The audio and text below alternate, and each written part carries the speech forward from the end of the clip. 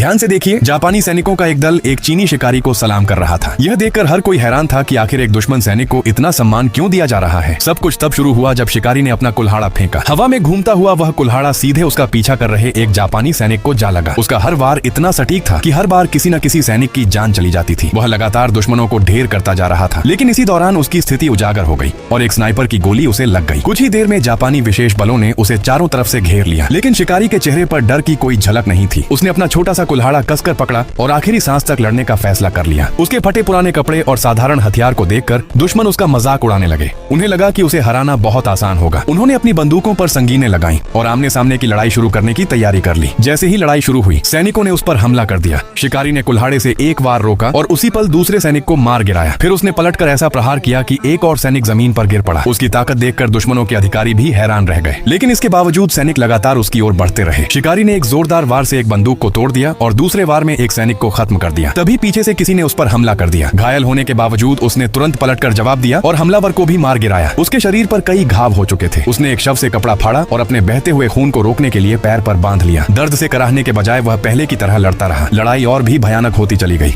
एक सैनिक उस पर झपट पड़ा, लेकिन शिकारी ने उसे एक ही वार में खत्म कर दिया। इसी दौरान उसका कुल्हाड़ा हाथ से छूट गया। यह देखकर जापानी सैनिकों को लगा कि अब वह आसानी से जीत जाएंगे। वे झुंड बनाकर उसकी ओर दौड़ पड़े, लेकिन उन्हें यह नहीं पता था कि उसके मुक्के भी किसी हथियार से कम नहीं थे। लंबे समय तक चली इस लड़ाई में वह बुरी तरह थक चुका था। फिर भी दुश्मनों का नुकसान उससे कहीं ज्यादा था। यहाँ तक कि जब उसके सीने में 2 संगीनें घुस गईं, तब भी उसने हार नहीं मानी। उसने दर्द सहते हुए संगीनों को बाहर निकाला और पलटवार करते हुए 2 सैनिकों को साथ ही मार गिराया। उसकी यह निडरता देखकर दुश्मनों के दिल में भी डर बैठ गया। जो अधिकारी पहले उसका मजाक उड़ा रहा था, अब वही अविश्वास और सम्मान से उसे देख रहा था। सबसे हैरान करने वाली बात तब हुई जब शिकारी ने आखिरी सांस ली। मरने के बाद भी वह जमीन पर नहीं गिरा। उसने अपनी पीठ को बंदूक के सहारे टिकाए रखा और उसका शरीर अब भी लड़ाई की मुद्रा में खड़ा था। उसकी आंखें अब भी सामने की ओर टिकी हुई थीं। पूरे मैदान में सन्नाटा छा गया। कोई भी सैनिक उसके पास जाने की हिम्मत नहीं कर पा रहा था। आखिरकार एक जापानी अधिकारी धीरे धीरे उसके पास आया और उसके सामने अपना सिर झुका दिया। उसके पीछे खड़े बाकी सैनिकों ने भी सलामी दी। वे सिर्फ एक दुश्मन का सम्मान नहीं कर रहे थे, बल्कि उस इंसान की अद्भुत बहादुरी, हिम्मत और अटूट संकल्प को सम्मान दे रहे थे।